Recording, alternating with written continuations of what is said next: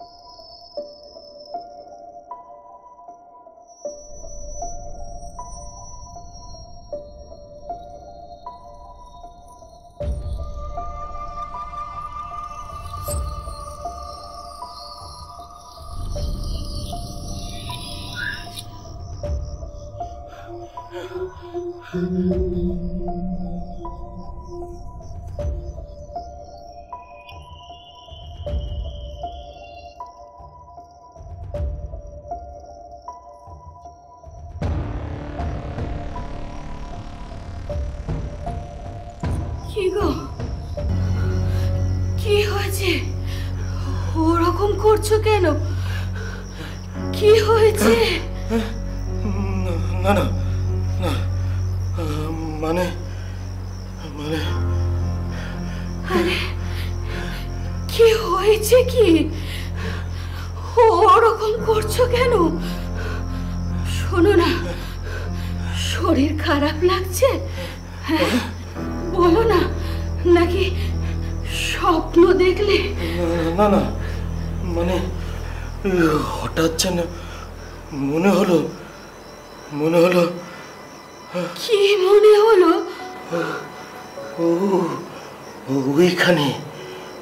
ওইখানে কে যেন দাঁড়িয়ে আছে, আর আর মারার জন্য চেষ্টা করছে, তাই তো? তুমি জানলে কি করে? এতে জানার কি আছে? মৃত্যু যখন পায়ে পায়ে ঘোরে, তখন যে সে একদিন সামনে এসে দাঁড়াবেই, এতে আর জানার কি আছে? আর তাছাড়া শত্রু তো ঘরেরই মধ্যে আছে, এটা কেন ভুলে যাচ্ছ? তার মানে ওরা কি সত্যি? না না না না, এ হতে পারে না। কতদিন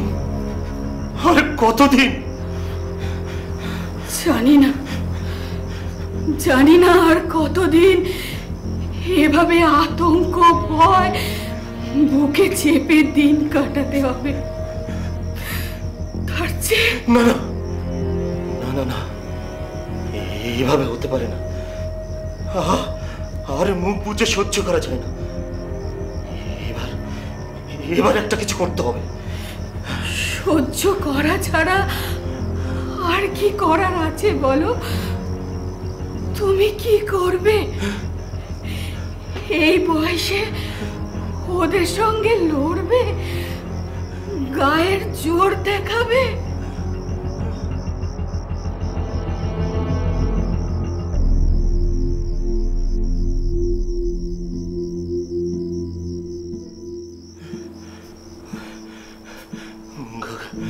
গায়ের জোর না থাকুক, অন্য জোর তো আছে। মানে দেশে এখনো আইন পুলিশ বলে কিছু আছে, তার জোরও কম নয়। তুমি? হ্যাঁ আমি। না না না, সামনে না, ঘাট থেকে নেব না। কেন? কি হয়েছে? এই দেখো কি করে রেখেছে।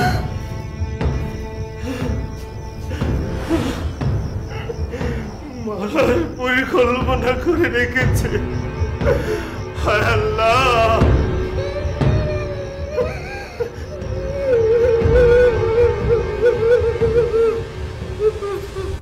আজকে দেখাবো এক বাবা মায়ের ঘটনা। বাঁকুড়া স্কুলডাঙ্গা এলাকার বাসিন্দা এরা। বাবা শেখ শামসুর আলী, জেলা পরিষদের অবসরপ্রাপ্ত কর্মী। মা শাবানা বেগম, এমপ্লয়মেন্ট এক্সচেঞ্জের অবসরপ্রাপ্ত কর্মী। এদের এক ছেলে এক মেয়ে, দুজনেরই বিয়ে হয়ে গেছে। সাদামাটা মধ্যবিত্ত পরিবার। কিন্তু প্রতি রাত্রে এই বৃদ্ধ বাবা মায়ের ঘুম ভেঙে যায় দুঃস্বপ্নে। কখনো সেই দুঃস্বপ্নে হত্যাকারী অস্ত্র হাতে তাদের সামনে এগিয়ে আসে, আবার বাস্তবে কখনো সেই ব্যক্তি মাটিতে জল ফেলে রেখে দেয়, মৃত্যু কামনা করে তাদের প্রতিটা মুহূর্তে। আর তারা প্রতিটা মুহূর্তে আতঙ্কে বাঁচেন। কেই হত্যাকারী, কে তাদের মৃত্যু চায়? আসুন দেখে নেওয়া যাক।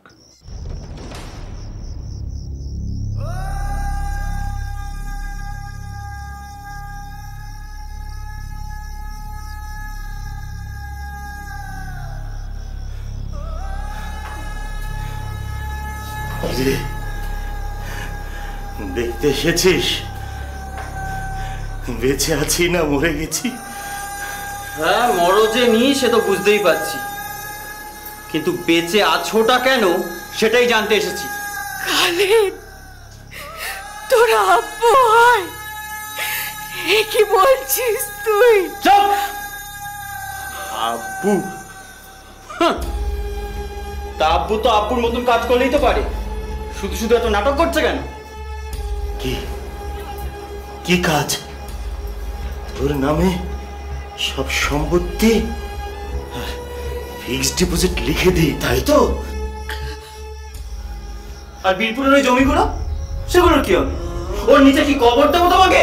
ছি ছি ছি খালেদ, ছি! এসব কি বলছিস তুই? তুই কি পাগল হয়ে গেছিস বেটা? সম্পত্তির জন্য তুই তোর আব্বুকে আর কত নিচে নামবি তুই? আমি এখানে নিচে নামার উপরে ওঠা কি হলো? যার যেটা প্রাপ্য তাকে সেটা দিলেই তো ঝামেলা মিটে যাবে। কার কার কোনটা প্রাপ্য সেটা কে ঠিক করবে? তুমি? তোমরা? আর নয়তো কে ঠিক করবে? কে ঠিক করবে? তোমার ওই মেয়ে? এই শোনো, এইবার যদি দালালি করতে আসে না, মনে আছে তো আগেরবার কি করেছিলাম? আগেরবার মুখে বলে তাড়িয়েছিলাম, এবার না জুতিয়ে এখান থেকে বার করে দেবো। খালেদ, মুখ সামলে কথা বল।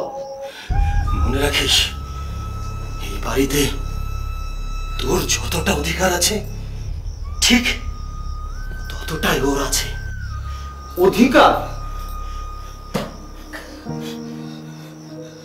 কে দেখাবে অধিকার? হ্যাঁ, তোমার ওই মেয়ে? আচ্ছা, দেখাক দেখাক না অধিকার, আমিও দেখবো। সারা বীরপুরের ওই জমিতে না সব কটা কবর করে দেবো। ছাড়ো তো, কাজের কাজ না করে খালি ফালতু কথা। যেটা না করলে না সেটাই করো না, তারপর না হয় কবরটা খুঁড়ে দিও। যেটা যেটা করার মানে কি? কি করবে তোমরা? আমি, তোমার তো বয়স হয়েছে, এখন বেশি লাফালাফি করো না। এই সময় যদি তোমার হাতটা ভেঙে যায় তাহলে কিন্তু জোড়া লাগবে না, জানো তো? বৌমা! ছি ছি ছি ছি! আব্বু, এতে এত ছিছি করার কি আছে? দেখো, আমি এখনো ভদ্রভাবে বলছি, দুদিনের মধ্যে উকিল ডেকে এই বাড়ি আর ওই বীরপুরের জমি সমস্তটা আমার নামে করে দাও। না হলে কি করবি? মানে? মানে আমি দেব না, তুই কি করবি? তুমি দেখবে আমি কি করব। দেখবে? জানি তোর পকেটে একটা ছোরা আছে, আমার গলায় চালাবি তো? চালা, আমি রেডি আছি। আপু আপু বাড়াবাড়ি করো না বলে দিচ্ছি। না না না না, দয়া করে আর ওই নামে ডাকবি না। বাবা ছেলের সম্পর্কটা আর আর নিচে নামাস না। এই সারা তুমি চুপ করবে না? চালা চালা, চলে চালা, আমি রেডি আছি। চালা আপু, চুপ।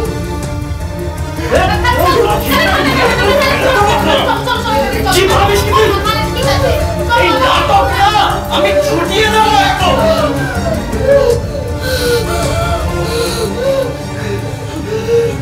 সবনা সবনা সবনা কাকা,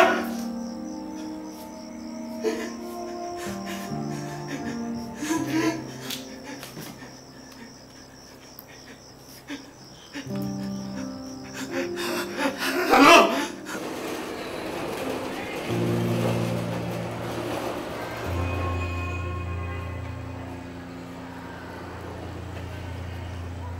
আব্বু আব্বু, আমি ঠিক আছে। ঠিক আছে, তবে যে ওরকম ও কিছু না, আসলে খুব বেশি টেনশন থেকে ওরকম হয়েছিল। আর তুমি আমাদের সঙ্গে চলো।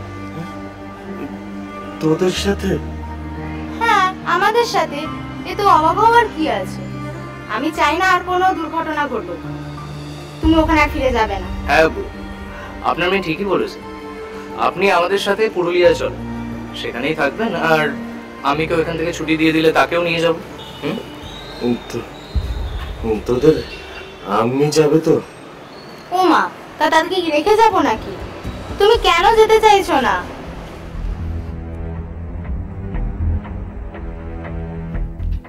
এই যে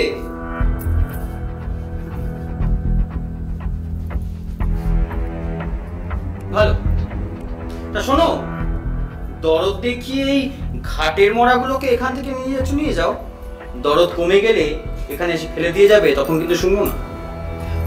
চিন্তা নেই, আমার বাপ মা তো, এত তাড়াতাড়ি দরদ কমবে না। না কমলেই ভালো, বলা তো আর যায় না। ভাবি, কি ভাবি? কি ভাবি? ও তো ঠিকই বলেছে। আর এই যে শোনো, রেজিস্ট্রিটা কবে করছো? ভাইয়া, আমি এখনো হাসপাতাল থেকে ছাড়া পাইনি। আবুকে তুই এখন এভাবে বলছিস? তো বলছি তো, তুই কি ভাবিস আমি কিছু বুঝি না? তুই সাধু? হাহ, তুই যে এদেরকে এখান থেকে নিয়ে গিয়ে কানে মন্ত্র দিয়ে এই সব সম্পত্তি নিজের নামে করে নিবি, তাকে আমি বুঝি না ভেবেছিস? না, বুঝিস না। তুই যদি বুঝতিস তাহলে আজ এভাবে যাক, আমি তোর মুখ লাগতে চাই না। এই শোন, আমিও তোর সাথে কথা বলতে চাই না। আমি ওকে বলছি, এই যে শোনো, যদিও এই বাড়িটা এখন থেকে আমারই, তবু যত তাড়াতাড়ি সম্ভব রেজিস্ট্রিটা করিয়ে দাও। আর হ্যাঁ, ভবিষ্যতে এখানে ঘুরে আসার চেষ্টা অবধি করো না, বুঝেছো? সাবানা, রুমালটা কোথায় রাখলাম আবার? আব্বু, এই যে তোমার রুমাল, আমি ইস্ত্রি করে দিয়েছি। ওরে বাবা, দেখেছো আমি খুঁজছি। আমার প্রতি তোর কত খেয়াল দেখেছিস। আর তোর আম্মির? হ্যাঁ, আম্মি তো ঘুমাচ্ছিল। এই ধরো তোমার টিফিন। ও হ্যাঁ হ্যাঁ, দাও দাও। আরে চেন মিস হয়ে যাবে, বুঝেছো? এখন অনেক দেরি আছে আবু, তুমি এত তাড়া করো না তো। আবার কি খুঁজছো? আরে আমার কাগজগুলো এই একটা ফাইলের মধ্যে রেখেছিলাম।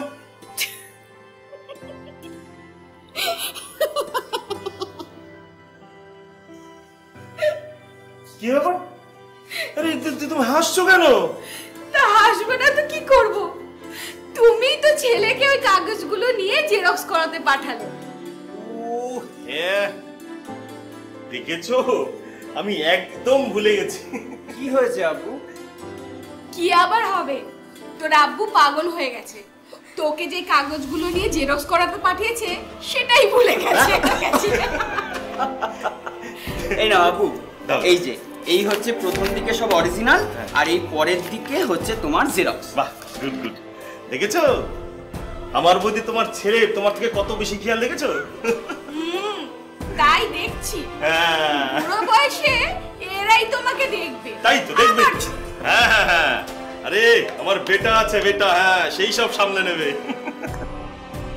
ও মার আমি বুঝি কিছু না। ওরে মা, আরে শোন শোন, তুই যদি আমায় দেখিস তাহলে আমার জামাইকে কে দেখবে? আব্বু, হ্যাঁ তুমি কবে ফিরছো? এই তো এই 2-3 দিনের মধ্যে ফিরবো, কাজ শেষ হলে ফিরে যাবো। কি বলতো, অনেকে থেকে যাবে, কিন্তু আমার নাই তোদের ছাড়া থাকতে ভালো লাগে না, বুঝলি? হ্যাঁ সাবধানে থাকবি কিন্তু। আরে নে ধর, আরে না, ঠিক আছে, শোনো তুমিও সাবধানে যেও। হ্যাঁ হ্যাঁ। বাবা, এদের আদর দেখে আর পারি না। এবেলা বুঝি আর ট্রেন মিস হবে না আব্বু? আরে এত রাখছিস কেন পাগি? তুই সাবধানে থাকিস। হ্যাঁ তুমিও সাবধানে থাকবে হ্যাঁ। আর ফোন করবে। একদম একদম। চলো চলো চলো, আব্বু অনেক দেরি হয়ে যাচ্ছে, চলো এই ব্যাগটা আমি নিচ্ছি। এই যে তোমার বিবিকে বলছিলাম, তোমাকেও বলছি, এদেরকে এখান থেকে নিয়ে যাচ্ছ নিয়ে যাও, কিন্তু ফার্দার এখানে ঘুরে আসার চেষ্টা করলে আগের বার কি করেছিলাম মনে আছে তো? তুমি যাবে না, এখনো দাঁড়িয়ে থাকবে? আব্বু আপনি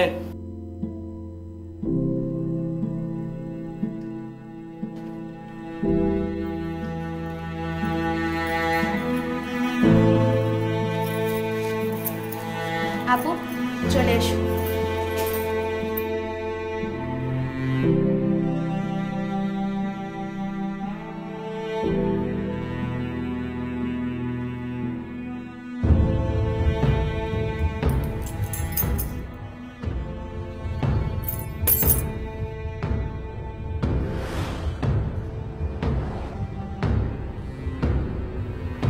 সাবধানে থাকিস।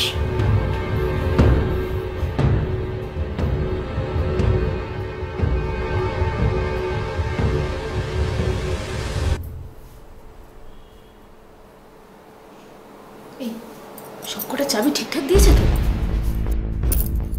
দিনের পর দিন ক্রমাগত এই অত্যাচার সহ্য না করতে পেরে শামসুর আর শাবানা তাদের মেয়ের বাড়িতে গিয়ে ওঠেন।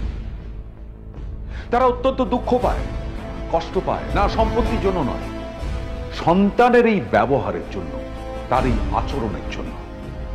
তাদের যেন বেঁচে থাকার ইচ্ছেটুকু নিঃশেষ হতে থাকে। শাবানা আরো অসুস্থ হয়ে পড়েন।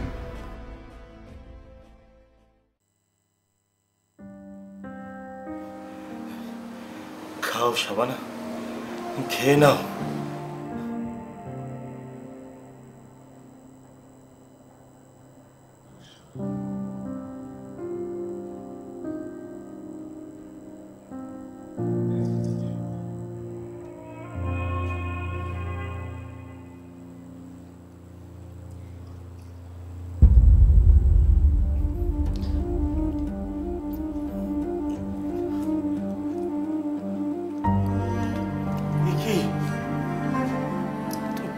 খাচ্ছ? আরে ডাল রুটি তো সব নষ্ট হয়ে গন্ধ ছড়াচ্ছে।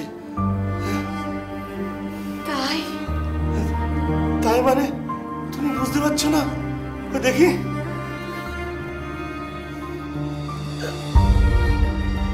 এই তো বমি আসছে। বৌমা, বৌমা, আরে আরে এই কি করছো তুমি? আবার ওদের ডাকছো কেন? আমার আমার পেট ভরে গেছে গো, আমার আর লাগবে না। কি ব্যাপার? আর কিন্তু রুটি নেই, যা দিয়েছি খেয়ে উদ্ধার করো। না না বৌমা, আমাদের আর কিছু লাগবে না, আমাদের পেট ভরে গেছে। থামো। তাহলে আমাকে ডাকলেন কেন? বৌমা, তুমি আমাদের নষ্ট বাসি খাবারগুলো দিয়েছো, একটু গন্ধ ছড়াচ্ছে। কাল যে খাবার দিয়েছিল আমাদের দুজনের ঠিক মতন হয়নি, আর আজ তো নষ্ট হয়ে গেছে তো কি? তাই বলে বাসি নষ্ট খাবার আমরা খাবো? বাজারে জিনিসপত্রের দাম কত জানেন? দুজনের পেনশনের টাকা কি দুজনের পেটে দেবো? সংসারে আর কোনো খরচা নেই? তাই বলে আমাদের খেতে কম দেবে, নষ্ট খাবার দেবে? এই খাবারগুলো ডাস্টবিনে ফেলে দিলে না ভিখিরিরা চেটে পুটে খেত, আর আপনারা খেতে পাচ্ছেন না। বোমা, এই চুপ করুন তো। এইসব কথা না আপনার ছেলেকে গিয়ে বলবে, আমাকে বলে কোনো লাভ নেই। খেতে দিয়েছি খান, না হলে এটো গাছে উঠে যান। যত সব লোকে খেতে পায় না ওরা। শোনো না, ঘরে একটু মুড়ি রাখা আছে, হ্যাঁ আমি তোমাকে দিই।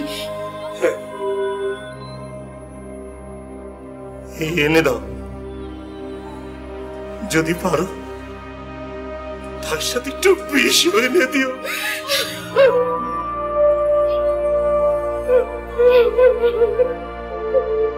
কি হলো আপু? আমি তোমরা এখনো খাওয়া শুরু করোনি কেন? কি হলো? খেয়ে নাও। দেখো আমি আজ তোমাদের পছন্দের ডাল রান্না করেছি। হ্যাঁ, এই তো খাচ্ছি মা। খেয়ে নাও শাবানা, খেয়ে নাও। আমি আমি তোমার তো শরীর খারাপ, এরকম করলে হবে বলো? আমি খাইয়ে দেবো?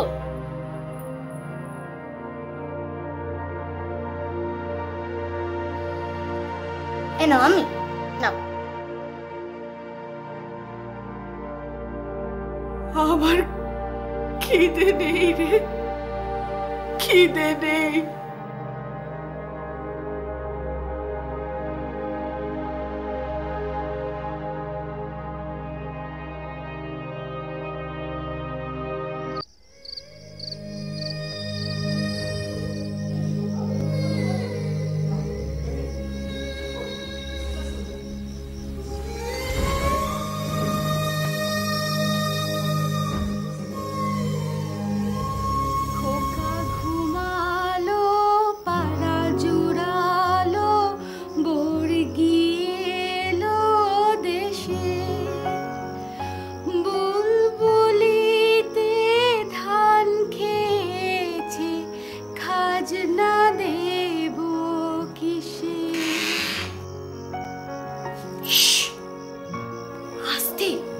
উঠে যাবে তো, এত দেরি হলো কেন? পেয়েছো? এখানে কোথায় পেলাম? তবে কলকাতা থেকে আনতে হলো গো। ও বাবা, কি বলো গো? সেই কলকাতায় গিয়েছিলে? আরে হ্যাঁ, ডাক্তার তোমার ছেলের জন্য যে বিলরুট লিখেছে না, তাই চত্বরে খুঁজে পাওয়া যাচ্ছে না। হ্যাঁ, আর কাউকে যে আনতে দেবো তাও 2-3 দিন সময় লেগে যাবে। আরে ততদিন কি আমার বেটা না খেয়ে থাকবেন? ভাগ্যিস অফিসের গাড়িটা ছিল, তাই রাত হলেও ফিরতে পারলাম। বাবা, বেটা তোমার একারই হয়েছে তাই না? এটা বেটা নয়, রাজপুত্তুর, ফিরিস্তা, আল্লাহর মেহেরবান। আরে আরে অস্থির, ওর ঘুম ভাঙাবে নাকি তুমি? যাও, তুমি হাত মুখ ধুয়ে এসো। সত্যি দেখলে সব ক্লান্তি দূর হয়ে যায়।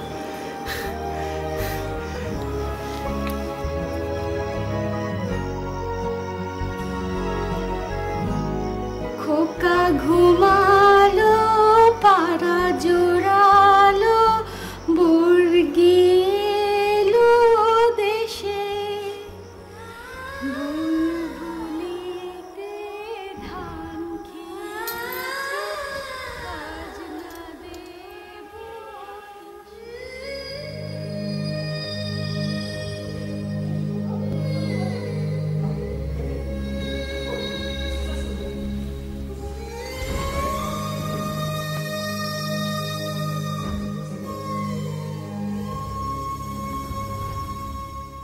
ভয় এবং আতঙ্কের স্মৃতি নিয়ে 1.5 বছর কেটে যায়। 80 ছুঁই ছুঁই এই বৃদ্ধের। ছেলের কাছ থেকে পাওয়া আঘাত মেয়ের কাছে থাকা সুখকে ফিকে করে দেয়। কিছুতেই সেটা সে মেনে নিতে পারে না। তার স্ত্রী শাবানা বেগম আরো অসুস্থ হয়ে পড়ে। বড় বেশি আঘাত পেয়েছে তারা, কিন্তু হেরে যেতে রাজি নয় এই বৃদ্ধ শামসুর। সে লড়াইটা পৌঁছে দিতে চায় শেষবারের মতো তার ছেলের কাছে। ঘুরে দাঁড়াতে চায় সে।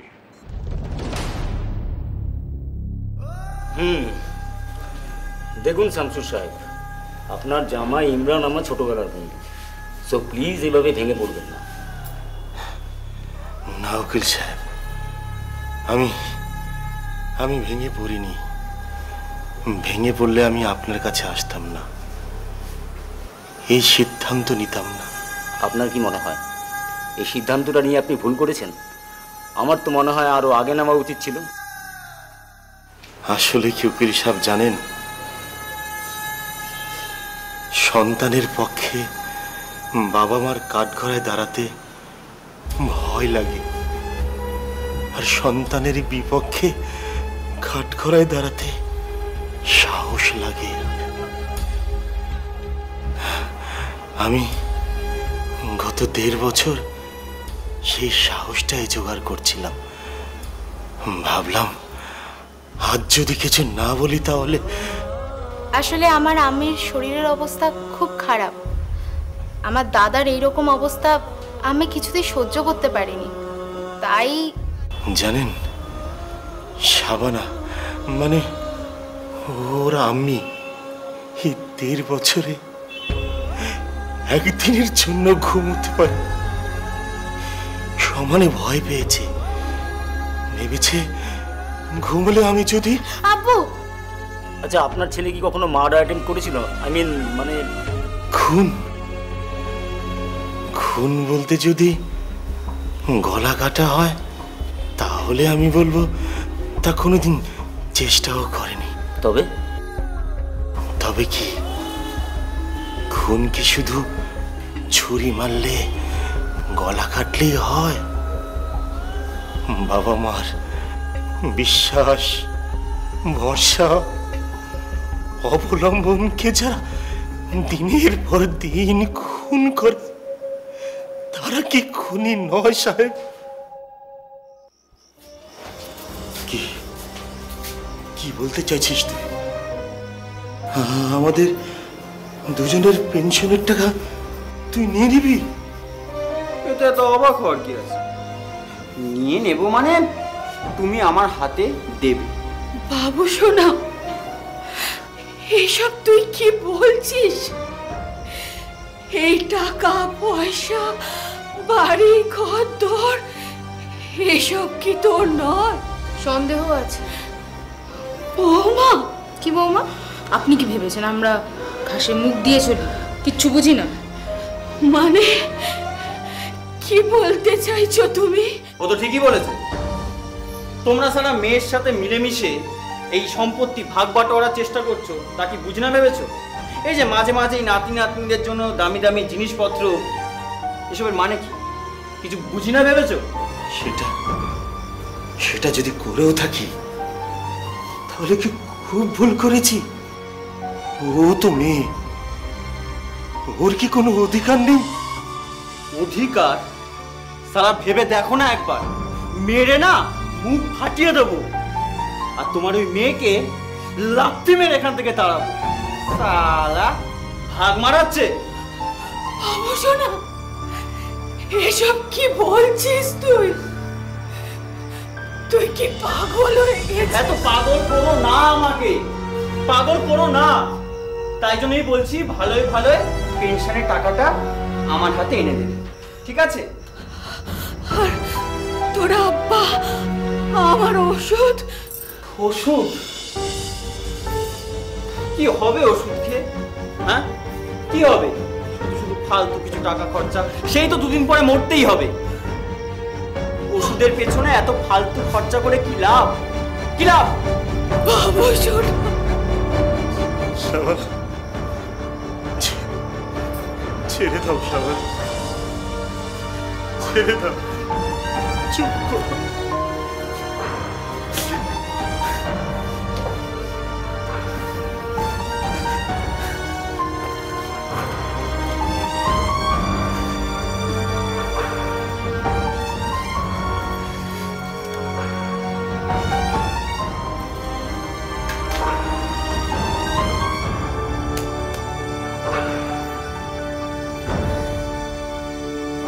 আসলে কি জানেন, দাদা আমার ওই বাড়িতে যাওয়া একেবারে পছন্দ করতো না।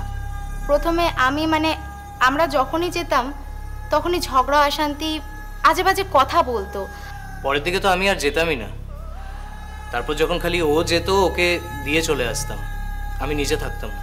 আচ্ছা, আশেপাশের লোকেরা কখনো কিছু মানে পারিবারিক অশান্তিতে কে মাথা ঘামায় সাহেব?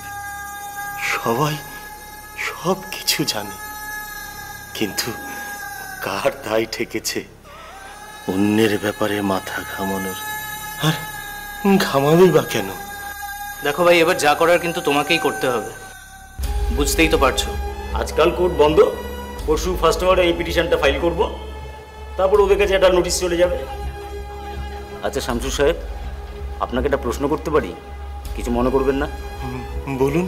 না মানে আপনার ছেলে আপনাদের সাথে যা যা করেছে তা জঘন্যতম অপরাধ। আপনি সাহস করেছেন, কোর্টে কেসও করছেন, কিন্তু কি জানেন তো, কোর্টে অনেক সওয়ালের জবাব দিতে হয়। পিছিয়ে যাবেন না তো? উকিল সাহেব, আমার সামনে কবর আর পেছনে দেয়াল, কোথায় যাব? আপনি আপনি কেসটা ফাইল করুন উকিল সাহেব। অবশেষে বৃদ্ধ শামসুর আলী তার ছেলে খালেদের বিরুদ্ধে হাইকোর্টে মামলা দায়ের করে। শুরু হয় মামলা।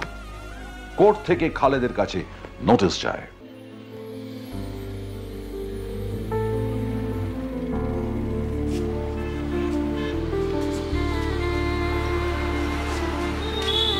সাবধানে নামো।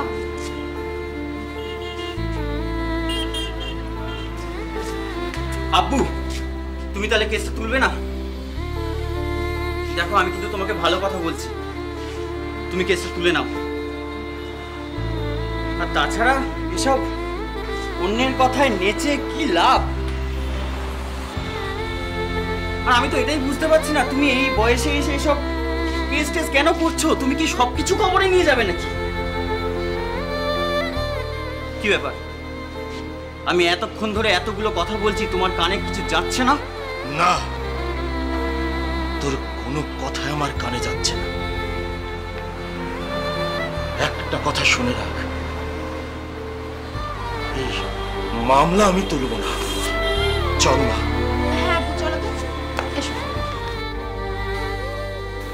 জজ সাহেব, আমরা দুজন সারা জীবন অনেক দুঃখ যন্ত্রণা ভোগ করেছি, কিন্তু আমাদের সন্তানের গায়ে এতটুকু আঁচ লাগতে দিন।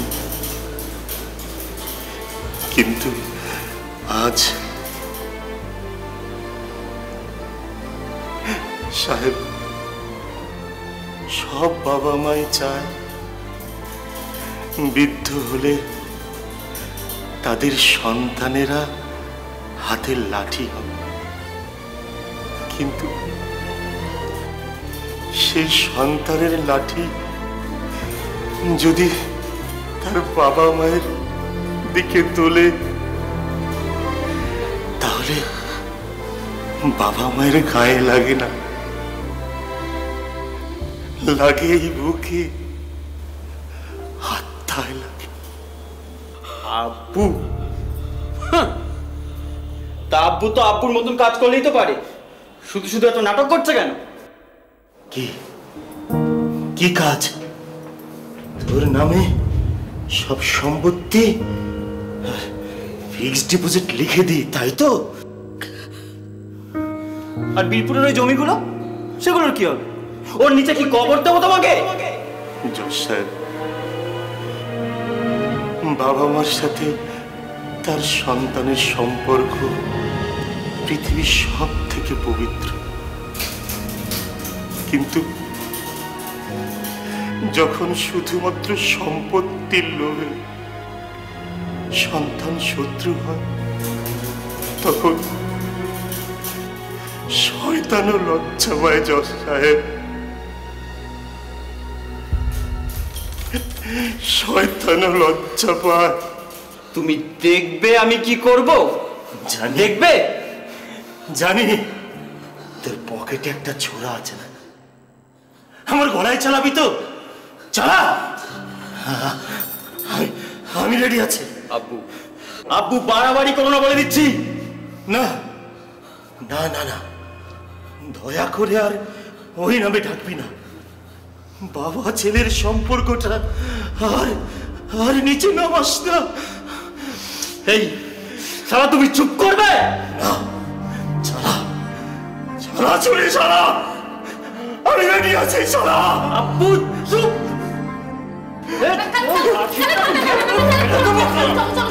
কি ভাবিস কি তুই?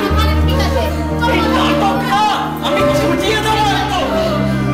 2.5 বছর আমাকে আমার আব্বু আম্মির সঙ্গে ওই বাড়িতে দেখা করতে দেয়নি। আমি যতবারই বলেছি আমার কাছে নিয়ে এসে রাখার কথা, ততবারই আমাকে, আমার স্বামীকে অপমান করে তাড়িয়ে দিয়েছে।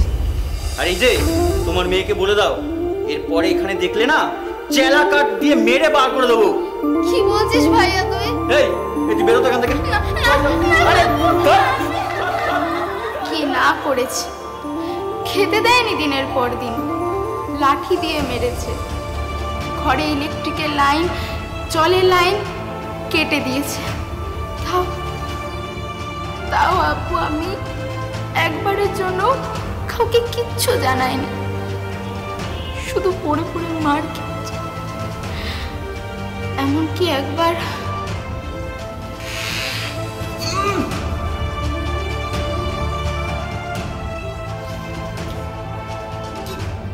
তোমরা এভাবে ঘর নোংরা করেছো?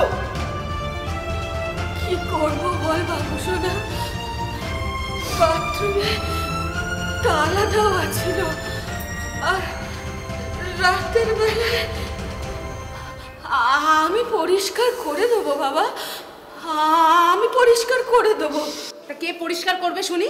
বাইরে থেকে কি লোক ডেকে আনবো আপনার জন্য? বাথরুমের জলের লাইনটা বন্ধ করে দিয়েছো। আর আর কি কি করবে তোমরা আমাদের? এ তো সবে শুরু। আমার কাজটা তাড়াতাড়ি করে দাও, নইলে এখন তো সবে জলের লাইন কেটেছি, এরপর তো গলা কাটবো। বাবু সোনা, এই তুই বল না, বল না তোর স্বামীকে আমার নামে সবকিছু লিখে দিতে, বল বল বল, তাহলেই তো সব ঝামেলা মিটে যায়। আল্লাহ, আমার মরণ হয় না কেন আল্লাহ? চিন্তা কিসের, সেই শখটাও আমি পূরণ করে দেব। জজ সাহেব, মার খেতে খেতে আমার শিরদাঁড়াটা ভেঙে গেছে। জজ সাহেব, আমি জানি খোদা তাআলা আমাদের কপালে সন্তান সুখ দেয়নি, কিন্তু একটা কথা ভেবে ভালো লাগে যে আমাদের সন্তানের কপালে তো তাদের বাবা মায়ের সুখ দিয়েছে, তাই যথেষ্ট। ব্যাস, আমার শুধু একটাই ফরিয়াদ, আমি আমার সন্তানের শাস্তি চাই না, আমি শুধু বাড়ি ফিরতে চাই। আমার জজ সাহেব, আমি শুধু বাড়ি ফিরতে চাই। বৃদ্ধ বাবা মার নিজেদের ছেলের বিরুদ্ধে এই আইনি লড়াই চলতে থাকে, তারা হাল ছাড়ে না। আর তারা এই লড়াইয়ে পাশে পায় তাদের মেয়ে সায়না এবং জামাই ইমরানকে। দীর্ঘ 1.5 বছর এই লড়াই চলে। অবশেষে মহামান্য আদালত রায় দেন। সমস্ত সওয়াল জবাব ও সাক্ষ্য প্রমাণ এবং শামসুর আলী আর শাবানা বেগমের বয়ান এবং তার প্রমাণের ভিত্তিতে এই মহামান্য আদালত বাঁকুড়া সদর থানার এসআইকে নির্দেশ দিচ্ছে যে তারা যেন অবিলম্বে শামসুর আলী আর তার স্ত্রী শাবানা বেগমকে তাদের নিজেদের বাড়িতে সসম্মানে ফিরিয়ে দেয়। ওই বাড়িতে একমাত্র তাদেরই থাকার অধিকার আছে। আর কারণ নয়। যদি শামসুর আলী এবং তার স্ত্রী চান, একমাত্র তবেই তার ছেলে এবং ছেলের বউ সেই বাড়িতে থাকতে পারবেন। এটা সম্পূর্ণ তাদের উপর নির্ভর করবে। এছাড়া আদালত খালেদ আলী আর জিয়া বেগমের বিরুদ্ধে কেস ফাইলের নির্দেশ দিচ্ছে।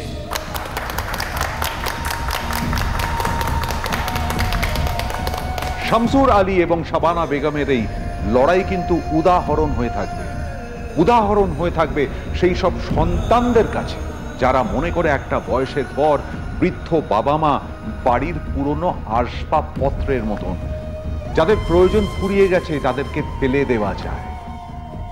মহামান্য হাইকোর্টের অর্ডার মতো আমরা এই বৃদ্ধবিদ্যাকে ওনাদের আলী বুরহান ওনাকে ওনাদের পুলিশি সহযোগিতায় আমরা ওনার বাড়িতে ঢুকিয়ে দিলাম। সবাই সতর্ক থাকুন, প্রশাসন এবং আইন কিন্তু মানুষের সাথে আছে, এই বৃদ্ধ বাবা মায়েদের সাথে আছে, তাদের বেঁচে থাকার অধিকার ফিরিয়ে দেবার জন্য।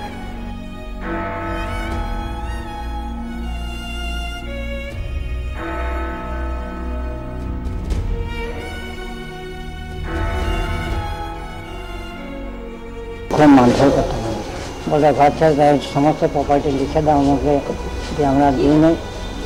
আর ওর বউ খুব আমাদের উপর অত্যাচার করতো, বলতো ঘর ছেড়ে দাও, মারি দেবো, কাটি দেবো। আমার মেয়ে আছে এই যে শম্পা, ওর ঘরেই ছিলাম, 1.5 বছর পরে এই যে ঘরে ঢুকি।